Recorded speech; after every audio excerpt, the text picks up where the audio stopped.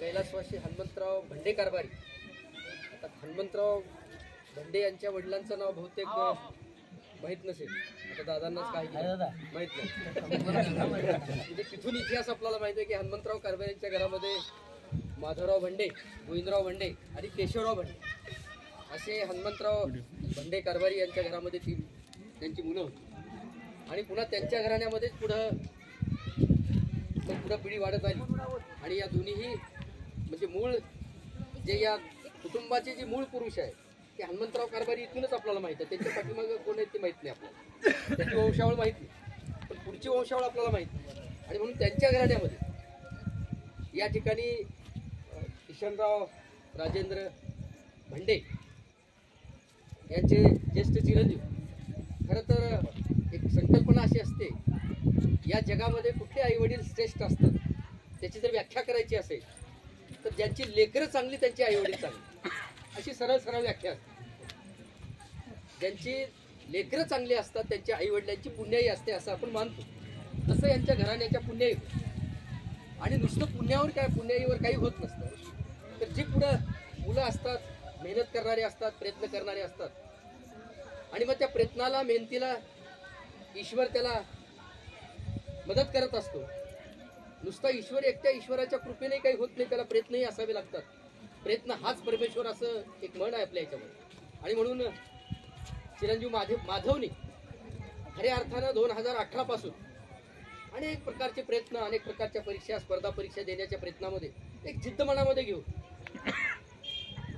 शिकणाऱ्या विद्यार्थ्यांच्या कायम टिकणारी असेल. आपणही कधी कधी जिद्द करतो, रात्री जिद्द करतो, मनामध्ये संकल्प करतो की मी आता काहीतरी झाल्याशिवाय थांबणारच नाही. दिवस निघाला ती रात्रीची जिद्द विसरून जाते आणि मग ती काही आपल्याला यश प्राप्त होत. एखादा मनामध्ये संकल्प अत्यंत महत्वाची असते. आणि म्हणून 2018 पासून माधवशी मी अनेक वेळेला बोललोय की मनामध्ये काहीतरी आपल्याला व्हायचा, प्रयत्न करायचा, स्पर्धा परीक्षा द्यायची, MPSCचे क्लास करायची, MPSC मध्ये स्पर्धा परीक्षेमध्ये उतरायचा, UPSC द्यायचा आहे.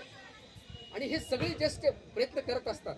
कसं असतं, लांब उडी मारत असताना जवळ बघून जमत नाही, लांब बघावं लागतं. तिथं नाही जरी उडी गेली आपली तर लांबचं बघितलं की माणसाची उडी लांब जाते. प्रत्यक्षात असं होत असतं. लांब उडी आणायची असेल, माझी का लांब जाते, पण तेवढ्या इथंच जाते म्हणते की तिथंच जाते.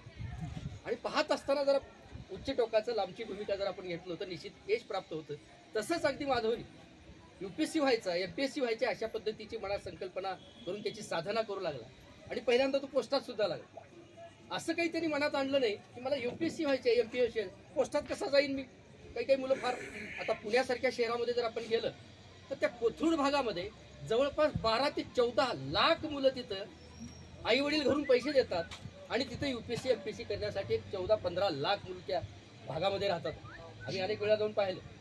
आणि त्यांना जर सांगितलं की बाबा ही दुसऱ्या जागा निघाल्यात, लाईट खात्यात निघाल्यात, दुसऱ्या कृषी विभागातल्या, मी लाईट खात्यात काम करतो, काही UPSC होणार होत नाही. 14 लाखातून कुठेतरी 5-50 मुलं यशस्वी होतात, 100-1 मुलं यशस्वी होतात.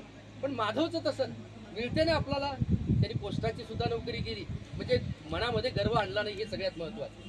अहमपणा आणला नाही, मी ही मोठी तयारी करतो, ही कशाला नोकरी. आधी पोस्टात केली, नंतर त्यांनी दुसऱ्या परीक्षा दिल्या. आणि पुण्याच्या महानगरपालिकेमध्ये त्यांनी परीक्षा दिल्या. म्हणजे ज्या माणसाला यश प्राप्त करायचं आहे त्याचं सगळीकडे लक्ष असलं पाहिजे. कुठं जागा निघतायत, कोणत्या खात्यात जागा निघतायत, कुठल्या परीक्षा द्यायची, लक्ष तेवढंच असलं पाहिजे.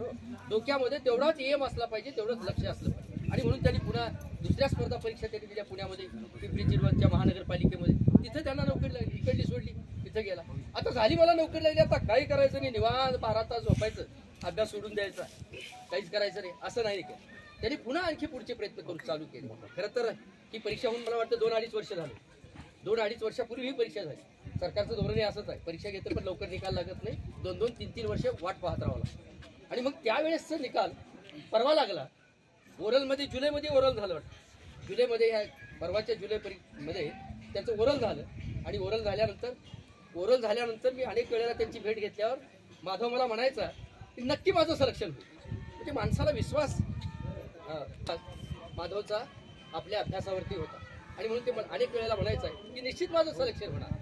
अगदी त्याच पद्धतीनं कालचा निकाल जाहीर झाला. आणि त्या निकालामध्ये पोलीस उपनिरीक्षक या पदावरती माधवची निवड झाली. खरं तर या घराण्यामध्ये 2 माधव आहेत.